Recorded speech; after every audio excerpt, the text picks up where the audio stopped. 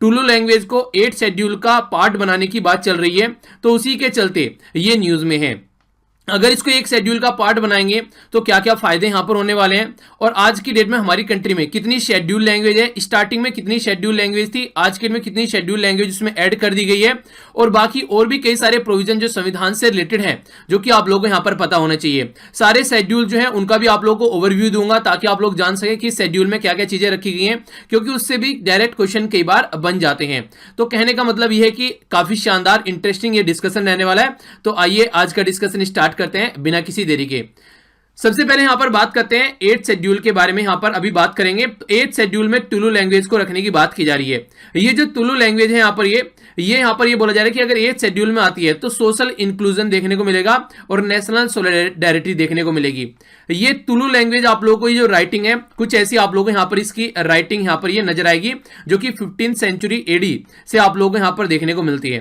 तो आइए सबसे पहले यहां पर थोड़ा बात करते हैं शेड्यूल के बारे में, फिर उससे बात आगे हम लोग बात करेंगे क्या क्या चीजें कहां पर कैसे कौन सी लैंग्वेज हमारी कंट्री में कितनी लैंग्वेज है आज के डेट में, फिर वो सारी बातें हम लोग यहां पर जानेंगे।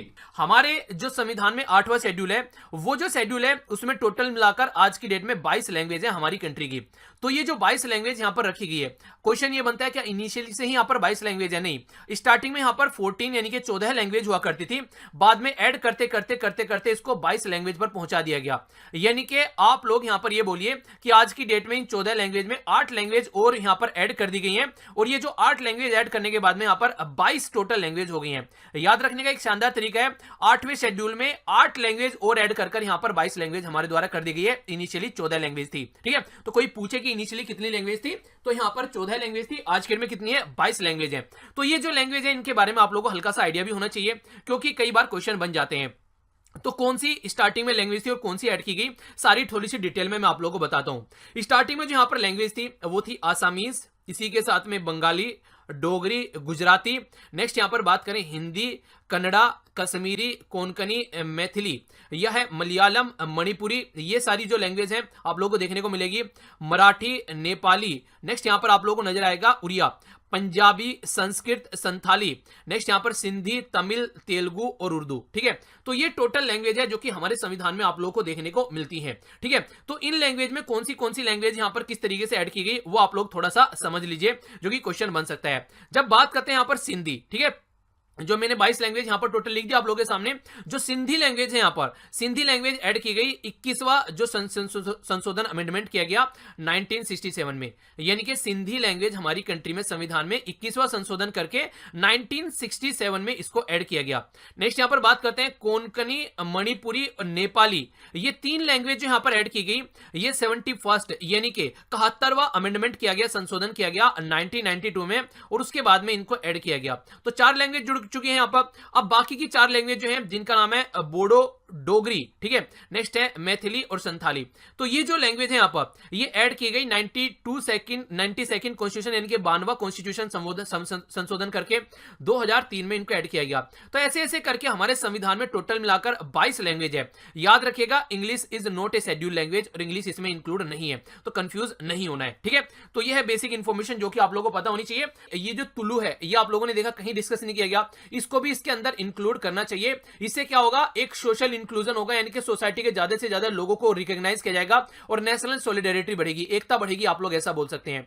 तो थोड़ा सा डिटेल में समझते हैं। 2001 के सेंसस की बात की जा रही है, हालांकि 2011 का भी सेंसस आ चुका है और अब नेक्स्ट सेंसस हमारा 2021 का आने वाला है, जिसको हिंदी में आप लोग जनगणना बोलते हैं।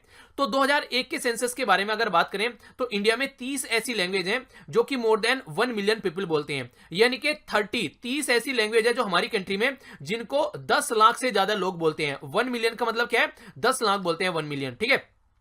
तो ये आप लोग याद रखिएगा। तो हमारी कंट्री में 30 ऐसी लैंग्वेज है जिनको 10 लाख से ज्यादा लोग बोलते हैं। 122 ऐसी लैंग्वेज है हमारी कंट्री में जिनको 10,000 से ज्यादा लोग बोलते हैं।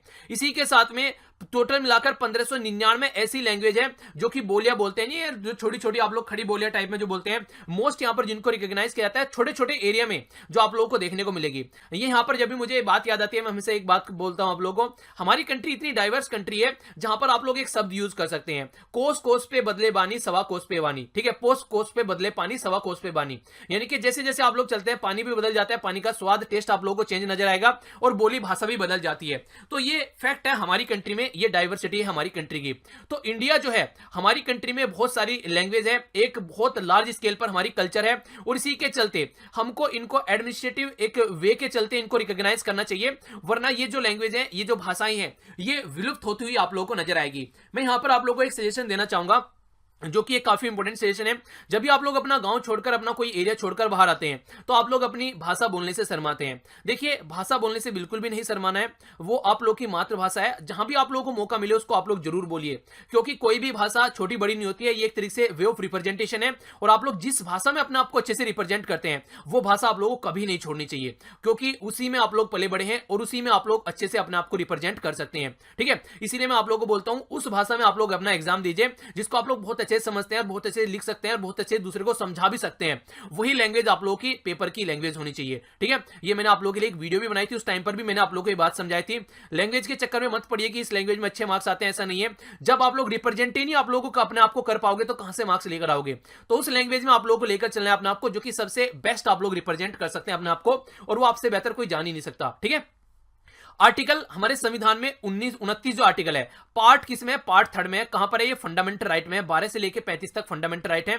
तो इसमें आर्टिकल 29 के बारे में बात की जा रही है। ये यहां पर ये बोलता है कि जो सेक्शन सिटीजन है, यहां पर अपनी अगर लैंग्वेज में बोलते हैं, तो अपनी कल्चर को कंजर्व करने का भी राइट है उनको। यानी कि अगर कोई पर्टिकुलर लैंग्वेज आप लोग बोल रहे हैं, तो आप लोगों के पास में राइट है, हमारे संविधान के द्वारा दिया गया, कि आप लोग उसको कंजर्व कर सकते हैं।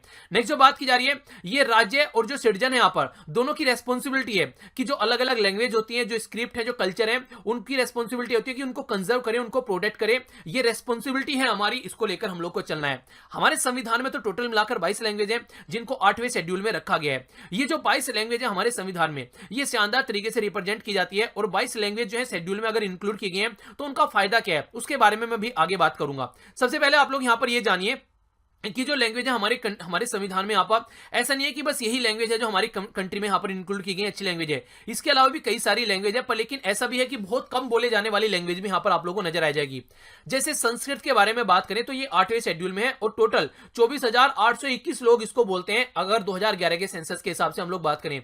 यानी कि बहुत कम लोग ऐसे हैं जो संस्कृत को बोलते हैं, पर लेकिन संस्कृत तो काफी अच्छे से हम लोग प्रचार प्रसार करते हैं। तो इस तरीके से यहाँ पर संस्कृत जो है वो आज के डेट में जिंदा है, वरना संस्कृत तब तक मर गई होती अगर कहीं ना कहीं शेड्यूल में इंक्लूड न की गई होती। इसी के साथ में तुलु के बारे में हम लोग बात करते हैं। ये एक द्रविडियन लैंग्वेज है। पूछा जा सकता है किस किस एरिया में ये बोली जाती है। 2 डिस्ट्रिक्ट जो कोस्टल एरिया है कर्नाटका के, और इसी के साथ में एक डिस्ट्रिक्ट यहां पर केरला के अंदर में ये तुलु लैंग्वेज बोलता है। तो टोटल कितने लोग यहां पर इस लैंग्वेज को बोलते हैं? टोटल मिलाकर यहां पर एक, देखिए इस तरीके से आप लोगों को अगर डेटा रहेगा ना, तो आप लोग इसको कंपेयर कर पाएंगे। जैसे यहां पर संस्कृत देखिए, 24,821 लोग ओनली बोलते हैं। अगर तुलु की बात करें तो सेंसस के हिसाब से इसको 18,40,427 लोग इसको यहां पर बोलते हैं आज के डेट में इंडिया में।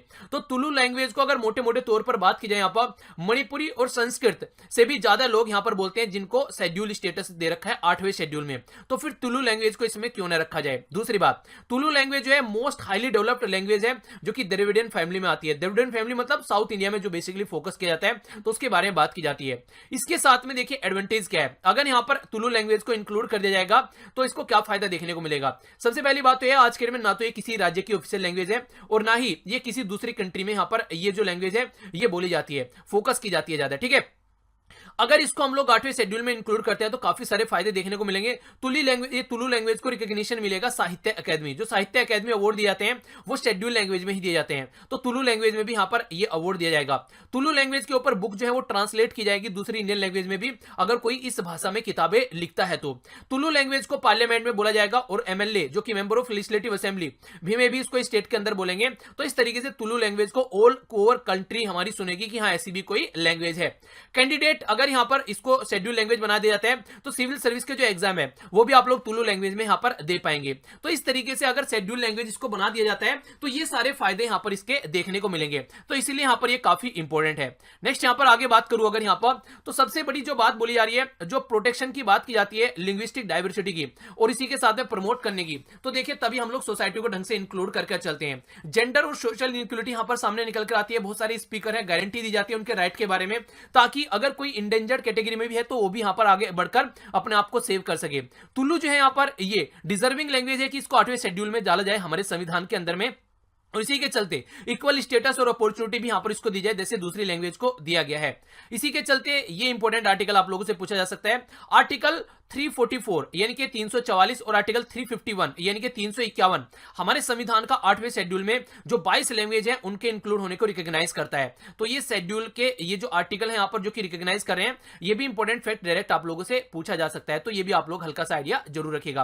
कोई भी आर्टिकल, कोई भी जो शेड्यूल है आप लोगों को रटना नहीं है, आप लोग उनको समझिए और उनका रिवीजन करते रहिए। रिवीजन करते करते आप लोगों को ये चीजें याद हो जाएंगी।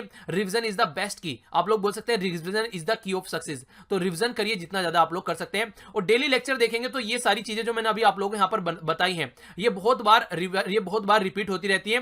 तो डेली लेक्चर देखने का रेगुलर यही फायदा है कि बहुत सारी चीजें तो आप लोगों को यहीं पर ही रिवाइज हो जाएगी। ठीक है, तो ये आप लोग जरूर याद रखिएगा। एक बच्चे का मुझे अभी एक मैसेज याद आ गया जो मैंने कमेंट बॉक्स में पढ़ा था। उसने ये बोला कि सर पहले मुझे ये लगता था कि काफी टफ है, जब मैं आप लोग के लेक्चर देखता स्टार्टिंग में, जब मैंने देखना स्टार्ट किया मुझे कुछ भी नहीं पता था, पर लेकिन जैसे जैसे मैं देखना स्टार्ट किया तो आज के दिन मेरे अंदर कॉन्फिडेंस आ रहा है, क्योंकि बहुत सारी चीज ऐसी हैं जो कि रिवाइज होती रहती है जिनको मैं भूल जाता हूं। और इसी के साथ में बहुत सारे ऐसे जो टर्म्स है मेरी समझ में नहीं आती थी, तो आज के दिन वो समझ में आने लगी है। स्टार्टिंग में सुनने पर समझ में नहीं आती थी, पर लेकिन जैसे जैसे मैं चीजों को कर रहा हूं तो मेरी समझ में चीजें आ रही हैं। तो ये एक तरीका है, एक प्रोसीजर है जो आप लोगों को फॉलो करके चलना है, फिर सारी चीजें आप लोग की क्लियर हो जाएंगी। ठीक है, तो ये था यहाँ पर इस पर्टिकुलर टॉपिक का आज का डिस्कशन।